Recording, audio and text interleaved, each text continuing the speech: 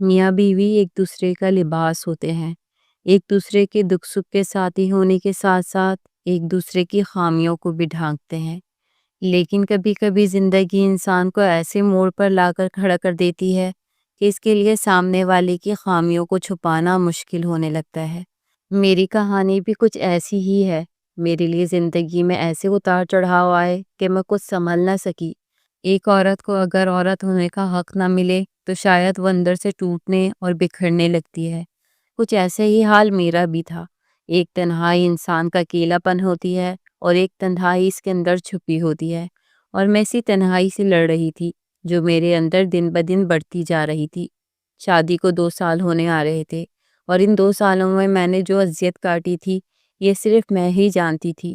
ہونٹوں پہ قفل لگائے، دل کے ارمانوں پر پہرا بٹھائے، میں ایک ایسے شخص کے ساتھ گزارا کر رہی تھی جو میرے قابل بھی نہیں تھا، میرا شوہر ولید، جس سے میری ارینج میرج ہوئی تھی۔ میں 2 سال سے اس کے ساتھ ایک انچاہے رشتے میں بندھی ہوئی تھی۔ ایسا نہیں تھا کہ مجھے ولید پسند نہیں تھا یا پھر یہ شادی میرے والدین نے زبردستی کروائی ہو۔ جب ولید کا رشتہ میرے لیے آیا تب اس کا چہرہ اور اس کا خط کارڈ دیکھتے ہی میں اس پر فدا ہو گئی تھی۔ وہ تصویر میں ہی اتنا جاذبی نظر تھا کہ میں نظر نہ ہٹا سکی تھی کہ میرے اماں ابا نے ولید کے گھر والوں کے ساتھ ساتھ ولید کو بھی بلوا لیا تھا اور ہمیں تنہائی میں ملاقات کا موقع دیا گیا تھا۔ میں ولید کو لے کر چھت پر گئی جہاں کرسیاں پہلے سے ہی ڈلی ہوئی تھی۔ ہم دونوں آمنے سامنے بیٹھے۔ مجھے لگا کہ نارمل لڑکوں کی طرح وہ فوراً مجھ سے بات چیت شروع کر دے گا، لیکن ایسا نہیں تھا۔ ولید کے انداز میں بڑی جھجک تھی۔ وہ لڑکوں کی طرح نہیں بلکہ لڑکیوں کی طرح برتاؤ کر رہا تھا۔ نظریں جھکا کر بیٹھا تھا، انگلیوں کو باہم پیوست پھنسایا ہوا تھا، ایک پاؤں مستقل دھیرے دھیرے ہلا رہا تھا۔ اس کا یہ انداز مجھے کافی مختلف لگا تھا، اور سچ کہوں تو اٹریکٹیو بھی۔ میں نے کبھی کسی لڑکے کی نظروں کو اس طرح جھکے ہوئے نہیں دیکھا تھا، وہ بھی اس وقت جب وہ خاص کر مجھ سے ملاقات کے لیے ہی آیا تھا۔ سلور گرے کلر کے پینٹ کوٹ میں وہ دنیا کا سب سے خوبصورت لڑکا معلوم ہو رہا تھا۔ میں نے کبھی کسی کو اتنا نرم گو اور خوش اخلاق نہ دیکھا تھا۔ میں نے خود ہی ہمت کر کے اس سے سوال جواب کا سلسلہ شروع کیا تھا، اور وہ بس دھیمے سروں میں میرے ہر سوال کا جواب دیتا چلا گیا تھا۔ اس نے MBA کیا تھا، وہ ایک بہت اچھی کمپنی میں ملازمت کرتا تھا۔ گھر میں زیادہ لوگ نہیں تھے، ایک چھوٹا بھائی تھا جو پڑھائی کے لیے آسٹریلیا گیا ہوا تھا، 2 بہنیں تھیں جن کی شادی ہو چکی تھی، والدہ کا انتقال ہو گیا تھا، صرف والد تھے۔ اب بھی وہ اپنی دونوں شادی شدہ بہنوں کے ساتھ ہی مجھے دیکھنے کے لیے آیا ہوا تھا۔ اس نے بتایا کہ نہ ہی اس کے زیادہ دوست یار ہیں، نہ وہ کسی سے ملنا جلنا پسند کرتا ہے، وہ بس خاموش اور تنہا ہی رہتا ہے کیونکہ اسے ایسے ہی رہنا پسند ہے۔ اور میں خاموشی سے اس کی بات کو سنتی چلی گئی تھی کیونکہ میں اس سے بالکل مختلف تھی۔ اچھل کود کرنا، شرارت کرنا، ناچنا گانا، ہر چیز کو انجوائے کرنا میری فطرت تھا۔ اس لیے جب میں نے اس کی سادگی کو جانا تو ہنستے ہوئے اس اپنے بارے میں سب کچھ بتا دیا، جسے سن کر اسے بالکل برا نہ لگا، بلکہ وہ کہنے لگا کہ اچھا ہے نا شرمین، تم مجھے اپنے رنگ میں رنگ لینا۔ یہ کہتے ہوئے اس نے بس ایک نظر مجھ پر ڈالی تھی، اور اس کی ایک نظر نے میرا دل لوٹ لیا تھا۔ اس کی آنکھوں میں ایسے جذبات تھے کہ میرے تن بدن میں آگ جل اٹھی تھی۔ میں نے مزید کوئی بات نہ کرتے ہوئے شرماتے سیدھے نیچے کی راہ لی تھی۔ کچھ ہی دیر بعد وہ بھی میرے پیچھے چلا آیا تھا، اور پھر اس کی بہنوں کے ساتھ کچھ دیر بات چیت ہوئی اور وہ لوگ چلے گئے۔ ان کے جانے کے بعد ابا نے مجھ سے خود خصوصی طور پر پوچھا کہ تمہیں ولید پسند آیا ہے، اور میں نے جھٹ ہاں میں سر ہلا دیا۔ میری مسکراہٹ نے اماں ابا کے سارے وسوسوں کو دور کر دیا، اور پھر اگلے ہی دن ولید کی بہن کا فون آ گیا۔ ولید نے بھی مجھے پسند کر لیا تھا، اور یوں ہماری ارینج میرج کا سلسلہ طے پا گیا۔ سچ کہوں تو یہ ارینج میرج سے کہیں زیادہ میرے لیے لو میرج تھی۔ 6 مہینے کے بعد ہم دونوں کی شادی تھی، اور ان 6 مہینوں میں میری اور ولید کی موبائل فون پر بات ہوتی رہی تھی۔ ہم دونوں کے درمیان اتنی انڈرسٹینڈنگ ہو گئی تھی کہ ہم بنا کہے بھی ایک دوسرے کی بات سمجھ لیتے تھے۔ پھر شادی کا دن آیا تو میں دلہن بنی ولید کے ہمراہ اس کی سیج تک پہنچ گئی۔ یہ میری زندگی کا سب سے حسین دن تھا۔ مجھے میرے خوابوں کا شہزادہ مل گیا تھا، اور وہ بھی اس طرح کہ میں نے کبھی سوچا بھی نہیں تھا۔ میرے ماں باپ نے میرے لیے بہترین انتخاب کیا تھا۔ میں سیج پر بیٹھی ولید کی منتظر تھی، اور تھوڑی ہی دیر بعد وہ بھی میرے پاس چلا آیا تھا۔ اس کے اندر کی شرماہٹ ایک فطری عمل تھا وہ اب بھی پہلی ملاقات کی طرح مجھ سے شرما رہا تھا اور میں حیران ہو رہی تھی کہ اب تو ہمارے درمیان شرعی رشتہ ہے۔ وہ میرا شوہر بن چکا ہے، شرمانے کا کام تو میرے حصے میں آنا تھا، لیکن اس کے انداز میں کپکپاہٹ تھی۔ اس نے رونمائی کے تحفے میں مجھے انگوٹھی دی تو میں نے انگوٹھی ہاتھ میں لینے کے بجائے اپنا ہاتھ آگے کر دیا، لیکن وہ مجھے انگوٹھی نہ پہنا سکا کیونکہ اس کے ہاتھ مستقل کانپ رہے تھے۔ پھر گھبراہٹ کا شکار ہوتے ہوئے کہنے لگا، معذرت چاہتا ہوں شرمین۔ بے اختیار ہی مجھے ہنسی آ گئی تھی۔ میں نے خود ولید کا ہاتھ زور سے پکڑ کر دبایا تھا اور کہا تھا، اگر آپ اسی طرح شرماتے رہے تو ہو گئی ہماری سہاگ رات۔ میرے اس بے باک انداز پر اس نے حیرت سے مجھے دیکھا تھا۔ ایک لمحے میں ہی اس کی آنکھوں میں تحیر سا ابھرا تھا، جیسے اسے میری بات ناگوار گزری ہو، اور اسی پر مجھے بھی احساس ہوا تھا کہ مجھے ایک دم ایسی بات نہیں کہنی چاہیے تھی۔ دراصل 6 مہینے میں ولید سے اتنی بات کر چکی تھی کہ مجھے لگا تھا کہ میں اس طرح کی بات اس سے بآسانی کر سکتی ہوں، لیکن اس کی ریئیکشن نے مجھے چونکنے پر مجبور کیا تھا۔ میں نے جلدی سے معذرت کرتے اس کا ہاتھ چھوڑا تو وہ اٹھ کر کھڑا ہو گیا اور لباس تبدیل کرنے کے لیے چلا گیا۔ کچھ دیر بعد جب وہ کمرے میں لوٹا تو وہ اپنے نائٹ ڈریس میں تھا۔ میں بس اس کی مردانہ وجاہت کو دیکھ رہی تھی۔ وہ بڑے کمفرٹیبل انداز میں بیڈ پر آ کر بیٹھا اور کہنے لگا، شرمین تم بھی لباس تبدیل کر لو۔ میں نے ایک نظر اس پر ڈالی اور کچھ بھی نہ کہا۔ مجھے لگا تھا کہ وہ خود سے میرا زیور اتارے گا، میرے گھونگھٹ کو نکالنے میں میری مدد کرے گا، میری چوڑیاں اتروائے گا، میری بے انتہا تعریف کرے گا، اور پھر ہمارے درمیان نزدیکیاں ہو جائیں گی، کیونکہ میں نے اسی طرح سے سن رکھا تھا۔ لیکن ولید کا انداز کافی مختلف تھا۔ میں نے خاموشی سے اٹھ کر بڑی مشکل سے خود ہی اپنے انتہائی وزنی دوپٹے کو سر سے جدا کیا، اپنا زیور اتارا، چوڑیاں اتار کر سائڈ ٹیبل پر ڈالی، اور پھر بھاری لہنگا اٹھا کر واش روم میں پہنچ گئی۔ تھوڑی ہی دیر بعد شاور لے کر جب میں کمرے میں آئی تو میری نظر سوتے ہوئے ولید پر پڑی اور میرے سارے ارمانوں پر جیسے پانی پھر گیا۔ سر کے نیچے ہاتھ رکھ کے، ایک ہاتھ پیروں پر رکھے، وہ ایسے سو رہا تھا جیسے میری موجودگی اس کے لیے بالکل بے معنی ہو۔ میں دھیمے دھیمے قدم اٹھاتی بیڈ پر آئی اور اپنے تکیے پر لیٹ گئی۔ میرا چہرہ ولید کے بے انتہا نزدیک تھا۔ میں غور سے اس کے نقوش کو دیکھ رہی تھی۔ پھر ایک پل میں ہی دل بے ایمان ہوا تو میں نے اپنی انگلی کو اس کے چہرے پر پھیرنا شروع کر دیا۔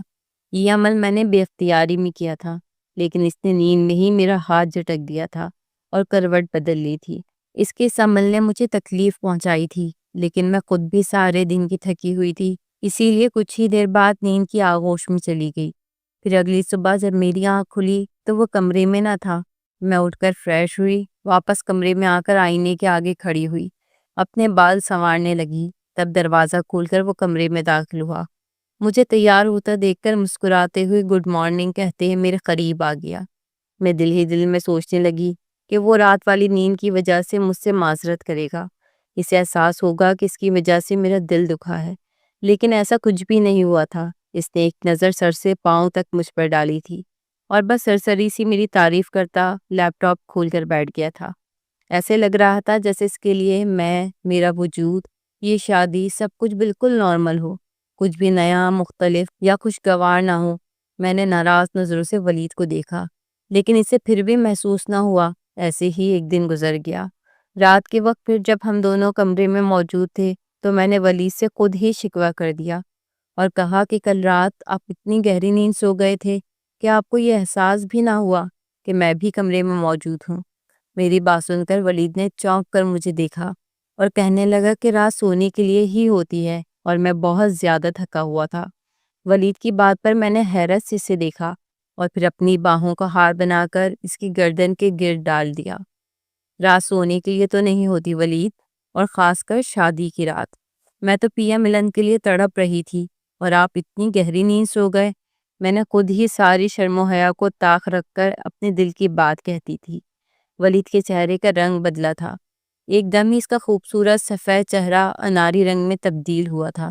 اس نے تیزی سے میرے بازوؤں کو اپنی گردن سے ہٹایا تھا اور پھر بغور مجھے دیکھتے ہوئے بولا تھا، شرمین، لڑکیاں اس طرح کی بات کرتی اچھی نہیں لگتی، میں تم سے اس قدر بے باکی کی امید نہیں رکھتا۔ اور وہ اٹھ کر کمرے سے باہر نکل گیا۔ گھڑی رات کی 11 بجا رہی تھی۔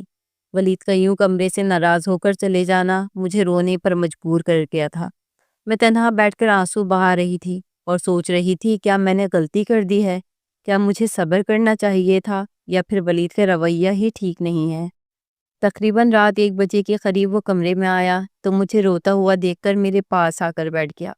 کہنے لگا میں اتنی جلدی ازدواجی تعلق قائم نہیں کرنا چاہتا، سمجھنے کی کوشش کرو، تم میرے لیے اور میں تمہارے لیے بالکل نئے ہیں، پہلے ہمیں ایک دوسرے کو سمجھنا چاہیے، اس کے بعد ہمیں شادی کو آگے بڑھانا ہے۔ میں نے حیرت سے کہا ولید ہم 6 مہینے سے ایک دوسرے سے بات کر رہے ہیں، ایک دوسرے کو جانتے ہیں اور کتنا جاننا چاہتے ہو، اور پھر نکاح کا مطلب ہی ازدواجی زندگی کی شروعات ہے۔ اگر تم خوش نہیں تھے یا پھر کوئی مسئلہ تھا تو نکاح نہ کرتے۔ میرے رونے میں شدت آئی تو وہ پریشان ہو گیا اور بولا شرمین ایسی کوئی بات نہیں ہے، تم مجھے پسند ہو، اچھی لگتی ہو، جب ہی میں نے تم سے شادی کی ہے، لیکن بس مجھے یوں بے باک لڑکیاں اچھی نہیں لگتی، تم بھی تھوڑا سنبھل کر بات کیا کرو۔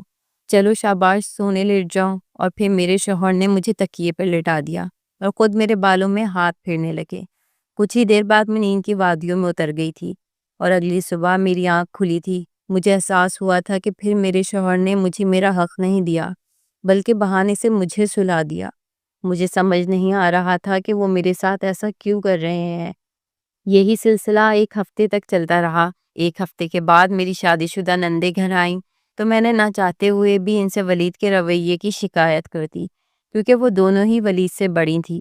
میری بڑی نند میری بات سن کر کچھ دیر خاموش رہی، پھر کہنے لگی کہ آپ خود ہی محبت سے بات کر کے دیکھیں بھابھی، ہم تو بہنیں ہیں، ایسی بات کیسے پوچھ سکتے ہیں کہ وہ آپ سے دور کیوں ہیں۔ بڑی نند کی بات سن کر میں بھی خاموش ہو گئی۔ بات تو واقعی ہی ٹھیک تھی، کوئی بہن اپنے بھائی سے اس طرح کا سوال کیسے کر سکتی تھی؟ یہ کام مجھے ہی کرنا تھا۔ وہ دونوں مجھے تسلی دیتی ہوئی چلی گئی تھی، ان کے رویے سے مجھے تھوڑی ڈھارس ملی تھی، اور پھر اس رات میں نے دوبارہ اپنے شوہر سے بات کی تھی، لیکن ان کی طرف سے پھر وہی جواب آیا تھا کہ وہ ابھی ذہنی طور پر تیار نہیں ہے۔ 15 دن بعد میں اس قدر پریشان ہوئی کہ دل چاہا اپنے گھر والوں کو ساری بات بتا دوں۔ میں اپنے گھر گئی تو اماں مجھ سے پوچھنے لگی ولید ٹھیک تو ہے نا، اس کا رویہ تمہارے ساتھ اچھا تو ہے، تمہیں کوئی تکلیف تو نہیں نا؟ اماں کی ان سوالوں پر میری آنکھوں میں آنسو آنے لگے، لیکن میں نے اپنے آنسوؤں کو اماں سے چھپا لیا۔ میں اپنے اور اپنے شوہر کے معاملات کا پردہ رکھنا چاہتی تھی، کیونکہ میرے ماں باپ نے مجھے یہی سکھایا تھا۔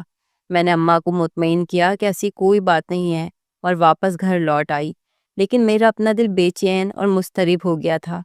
کوئی تو بات تھی جس سے میں غافل تھی۔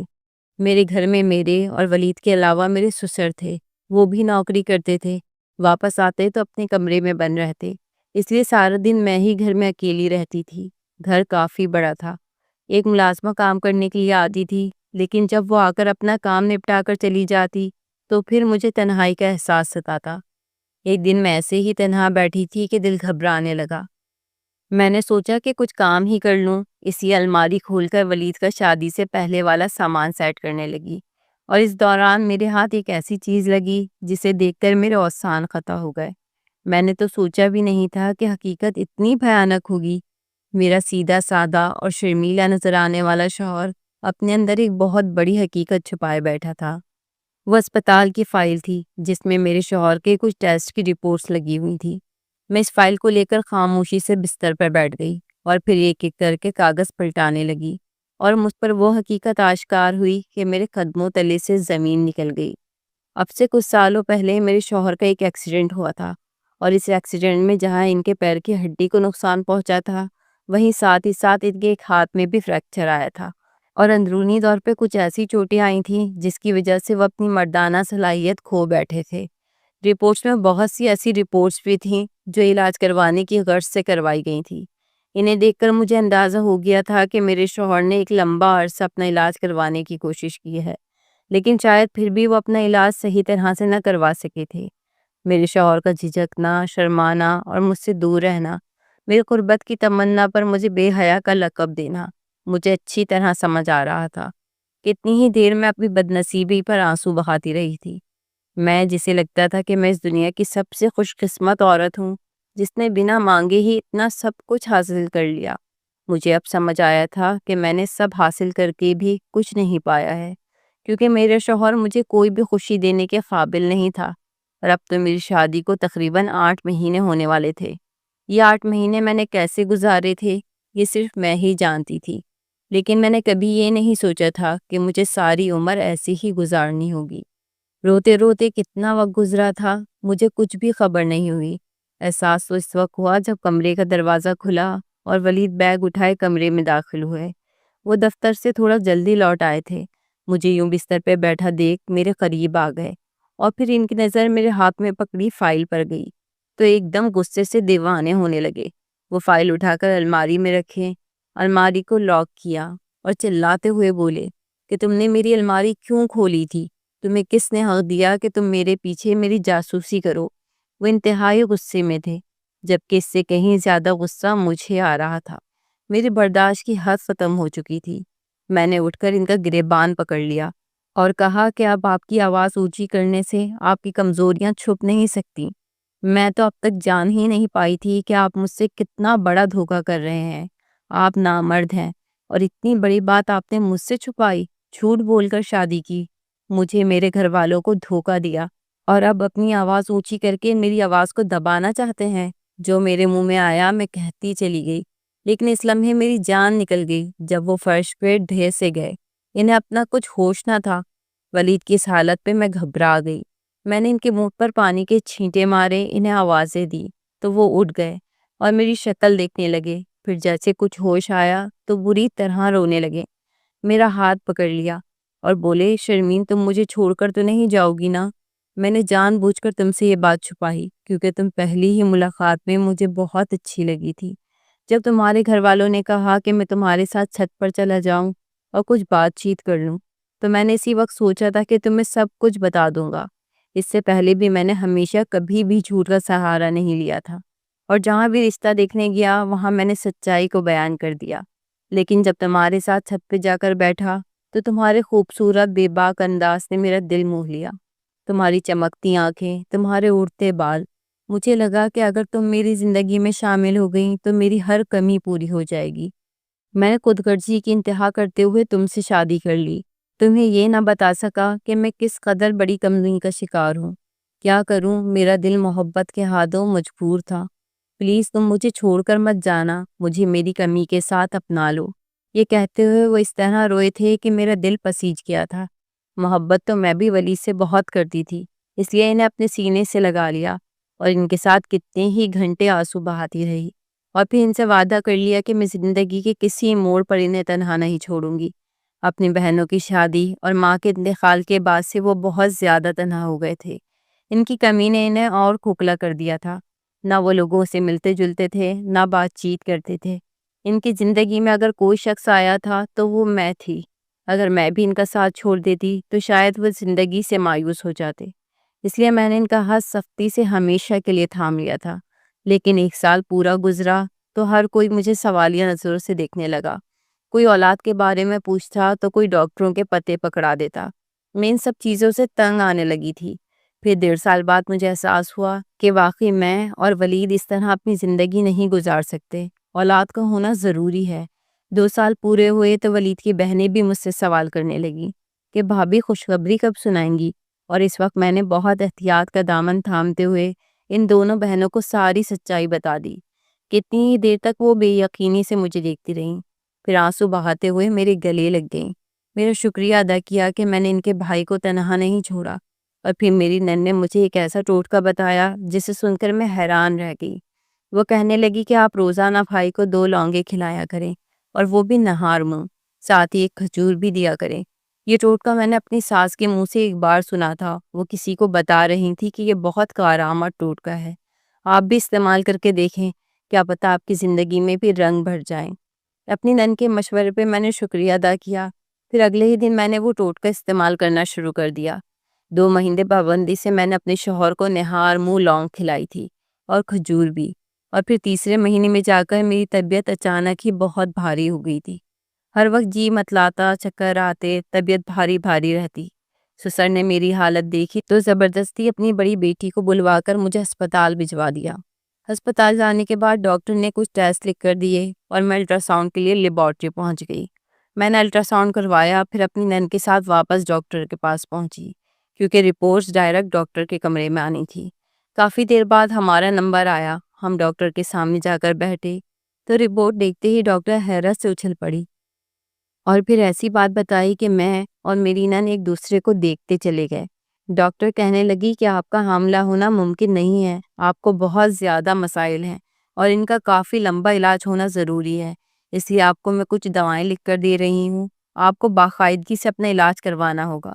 یہ سن کر میری آنکھوں میں آنسو آ گئے۔ میں تو کیا سوچ کر گئی تھی اور ڈاکٹر نے کیا ہی بتایا تھا۔ پھر اس نے ایک لمبا چوڑا پرسکرپشن لکھ کر مجھے پکڑا دیا اور میری نند مجھے لے کر واپس گھر آ گئی۔ میرے سسر کو تسلی ہو گئی کہ مجھے دوا مل گئی تھی اور میں اپنے کمرے میں آ کر خاموشی سے لیٹ گئی تھی۔ آنکھوں سے آنسو بہہ رہے تھے۔ کچھ دیر بعد جب میرے شوہر دفتر سے لوٹے تو مجھے روتا ہوا دیکھ کر انہیں بہت تکلیف ہوئی۔ وہ سمجھانے لگے کہ شرمین، اس میں پریشانی کی کیا بات ہے، ڈاکٹر نے دوا دی ہے نا، تم جلدی ٹھیک ہو جاؤ گی۔ ولید نے اتنی محبت سے مجھے سمجھایا تھا کہ میں نے اپنے آنسو پوچھ لیے تھے۔ پھر اگلے چیک اپ کے لیے جب مجھے ہسپتال جانا تھا تو ولید بھی میرے ساتھ چل پڑے۔ میں نے ولید سے کہا کہ آپ بھی ڈاکٹر کو چیک اپ کیوں نہیں کروا لیتے، بہت اچھی ڈاکٹر ہیں، کیا پتہ کہ ساتھ ساتھ آپ کا بھی علاج ہو جائے۔ میری بات سن کر وہ راضی ہو گئے۔ ولید نے اپنے ٹیسٹ کروائے تو ان کی رپورٹس بہت ہی حیران کن آئی۔ ان کی ساری کمیاں دور ہو چکی تھیں۔ اب وہ بالکل ٹھیک ٹھاک تھے، انہیں کوئی مسائل نہیں تھے۔ ڈاکٹر کا کہنا تھا کہ وہ بالکل نارمل ہیں اور باپ بن سکتے ہیں، جبکہ مجھے ایک لمبے اور طویل علاج کی ضرورت تھی۔ یہ سن کر مجھے بہت رونا آیا تھا۔ میں اپنا چیک اپ کروا کر ولید کے ہمراہ ہسپتال سے باہر نکلی تو پھوٹ پھوٹ کر رونے لگی، لیکن ولید نے مجھے سہارا دیا اور کہنے لگی کہ اللہ کی ذات سے امید رکھو، اگر میں ٹھیک ہو سکتا ہوں تو تم کیوں نہیں۔ اور پھر ولید نے میرا بہت خیال رکھنا شروع کر دیا۔ 1 سال ایسے ہی گزر گیا، لیکن میری رپورٹس ٹھیک نہ ہوئیں۔ اس 1 سال میں ولید نے ایک بہت اچھے ہمسفر کی طرح میرے ساتھ نبھایا، نہ کبھی شکوہ کیا، نہ گلہ کیا، نہ کبھی ماضی کا کوئی قصہ دہرایا۔ کبھی کبھی تو مجھے ولید کے آگے بہت شرمندگی ہوتی اور یہ احساس ہوتا کہ آج جس کرب سے میں گزر رہی ہوں، اسی کرب سے وہ بھی گزر چکے ہیں۔ میں تو انہیں برا بھلا کہتی تھی، اکثر دھوکے باز کہہ کر بھی مخاطب کیا کرتی تھی، لیکن ولید نے میرے ساتھ ایسا کوئی رویہ نہیں اپنایا تھا۔ اور پھر 1 سال بعد میری رپورٹس ٹھیک ہوئی اور میں واقعی حاملہ ہو گئی۔ ہمارا گھر خوشیوں سے بھر گیا، لیکن اس سے بھی کہیں زیادہ میرے دل میں ولید کے لیے محبت بڑھ گئی تھی۔ ولید بھی مجھ سے بے انتہا محبت کرتے تھے اور وہ محبت ان کی صرف آنکھوں سے ہی نہیں بلکہ ہر انداز سے جھلکتی تھی۔ میری ماں بننے کی خبر نے میری نندوں اور سسر کو بھی بہت خوشی پہنچائی تھی۔ گھر میں ایک رونق سی لگ گئی تھی۔ میرے گھر والے بھی فوراً ہی چلے آئے تھے کیونکہ کافی سال بعد ہمارے گھر یہ خوشی آنے والی تھی۔ میں ولید کے سنگ بیٹھی اپنے پورے خاندان کو خوش ہوتا دیکھ رہی تھی اور دل ہی دل میں سوچ رہی تھی کہ اگر میں ولید کو اس وقت چھوڑ دیتی جب انہیں میری ضرورت تھی تو شاید آج یہ خوشیاں میرا مقدر نہ بنتی۔ میاں بیوی کا رشتہ ایک ایسا رشتہ ہے کہ جہاں دونوں کو ایک دوسرے کا لباس بننا پڑتا ہے، ایک دوسرے کے عیب ڈھانک کر، ایک دوسرے کی خوشیوں کا خیال رکھ کر ہی آگے بڑھا جاتا ہے۔ میں نے اس وقت ولید کے عیب پر پردہ ڈالا تھا اور بعد میں کچھ ایسا ہوا کہ ولید نے میرے عیب پر پردہ ڈالا۔ ہم دونوں نے اپنی محبت سے ایک دوسرے کو سنبھالا اور آج ہمارے گھر میں خوشیاں ہی خوشیاں ہیں۔